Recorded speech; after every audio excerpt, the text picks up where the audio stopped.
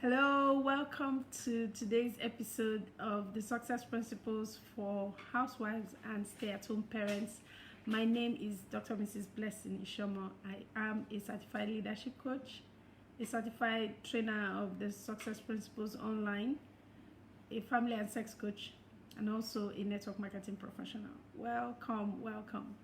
So we've been having this series of discussion on the success principles, and today we are looking at the topic on you learning 4 new habits in a year. So this success principle will help you develop habits that will move you forward. Do you know that everything about where you are right now, what you are experiencing, where you are, what you're doing, how you're feeling, is all as a result of your present habits? Do you know that 90% of all that we do is habitual? How you brush your teeth, how you pour the water, how you have your bath, where do you wash first and where do you wash last, how you cook, how you shop, how you eat, how you drive. Some people, they don't put on their shoes when they are driving. Everything is habitual. You know, the brain is a very smart organ. Everything is a goal-seeking organ and also wants to put things in autopilot, routine. Just get it out of the way so you can have time to do other things, think, strategize. But the everyday thing, imagine trying, driving. The first time you were learning how to drive, the brain was working very hard trying to get all the rules.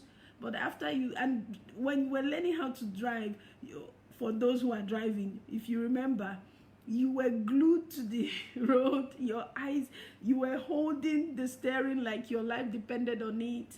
And then after a while, say over a year of driving, you could still hold one hand, with that same steering, and you're looking out, and you're gisting with your friends, and are you still the same person? I remember when I first learned how to drive, I was almost praying every day I get onto the road. I am scared of the big trucks. I'm wondering, when will I get to my destination? If you're talking to me, I can barely answer. Hey Dimeji, that it's so long. Sending hugs to you. How are you? Thanks for watching.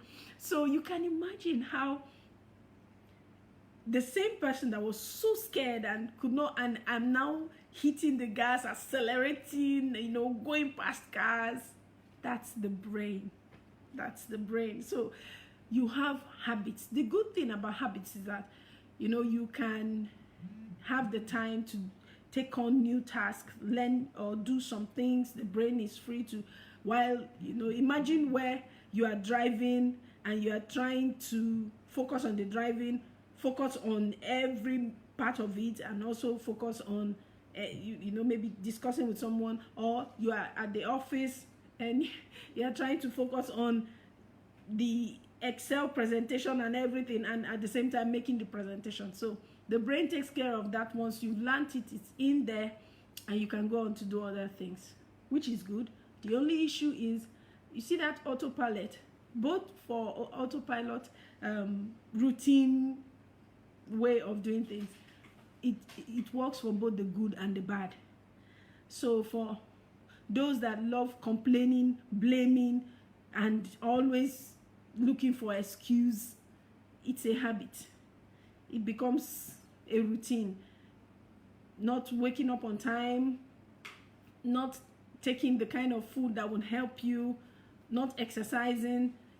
The brain takes that as what you do every day, and it's like it's ingrained, and people can be stuck in doing the things that are not helping them achieve their goals. The good thing is you can start new habits. So you don't force yourself to change your old habits. No, you don't do that. You just start new habits focus on those new habits so that they also would have their own, path in the brain. And that's why you see some people, they are sober for a while. That's a new habit. If they fall off, and before they know it, the old habits come back. There's this amazing book, The Power of Habits, Charles Duhigg's book. That's a book you should look at, and look at how the loop, how habits are formed. Something triggers, and then there is the routine, and then there is reward. Thank you so much. Thank you for joining, Mr. Taiwo. So you find a situation where people are stuck with things that don't help them, and the part that is bad, or the part that is disturbing, is they don't see it until later in life.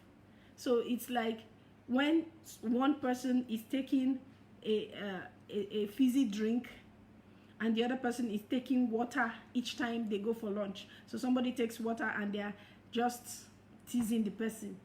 You don't know how to enjoy life. And the other person is always taking, all this concentrates, all these things that are affecting them. For that one bottle that day, nothing. You would not find any change. But over 6 months, over a year, one person is looking, alive, healthy, and the other person is looking sickly. So there's a book called The Slight Edge by Jeff Olson, if I still remember the surname. That's an amazing book. He's talking about how this is just a slight thing you do every day. It can be for you or against you. So you need to choose. Your habits can be for you or against you. When you are doing the things that don't serve you, over time they compound. Oh, sorry about that. So you find people, really struggling and having to come up with, the government is this is happening, the other one is happening. But check inwards and see that your habits are in play. I remember when I started my network marketing business, when people call me, I don't return the calls.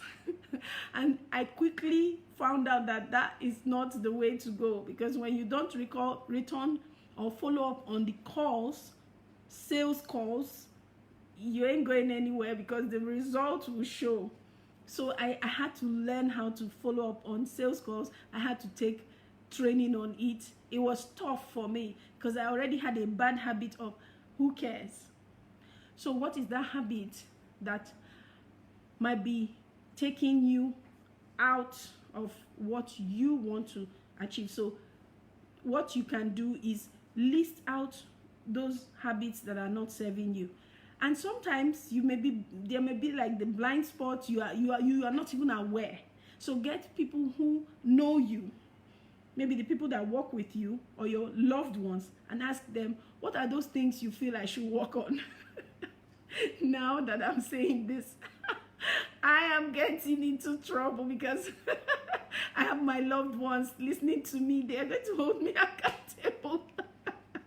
Okay, so you write down those lists of things that are not serving you, and then you choose the ones that would serve you. You replace them. So it could be in the area of your work, like in the office. If you're always coming late, you can choose to sleep an hour early, stop surfing the web, and wake up an hour early as well, so as to start coming to work on time. You could even get an accountability partner, someone that would be doing with you, so that you guys would encourage yourself.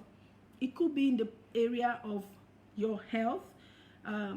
You could just start with water. Jack Canfield was saying that when he realized that, just being a little dehydrated, your brain is performing 30% below what is. So he immediately started writing everywhere. He put it on his phone. He made his PA, everybody remind him every 1 hour to make sure he takes water. So you can look for good habits that you pick in the different, there's this thing called the 9 environments, the different areas of your life that are very important, that affect you, and start working on good habits that can help you. There's this amazing book by one of my mentors, Dean Graziosi, Millionaire Success Habits. Okay, so you can look at that book. Why do I suggest for you to look at that book?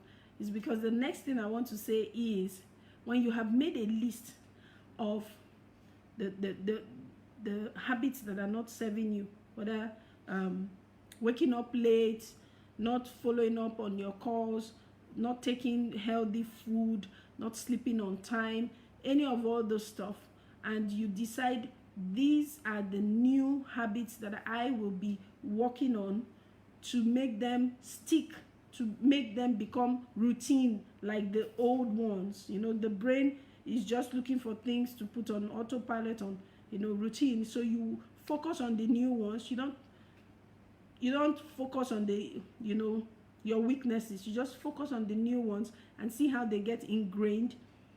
One of the things you can do is choose habits 4 in a year that you would work on, 1 every 13 weeks.